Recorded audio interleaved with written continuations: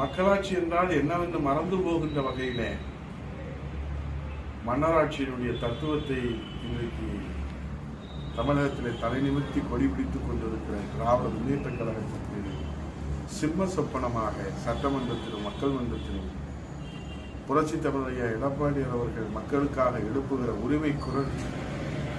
ஒட்டுமொத்த தமிழக மக்களின் 8 கோடி தமிழருடைய நம்பிக்கை பெற்றது. வருகின்ற சட்டமன்ற தேர்தலில் திராவிட முன்னேற்ற கழகத்திற்கு சிம்ம சொப்பனமாக அனைத்து இந்திய அண்ணா திராவிட முன்னேற்ற கழகத்தை அம்மாவின் மறு வடிவமாக புரட்சித்தருடைய மறு வடிவமாக தொண்டர்களின் நம்பிக்கையாக 8 கோடி தமிழர்களுடைய பாதுகாப்பு அரணாக ஜனநாயகத்தினுடைய பாதுகாவலராக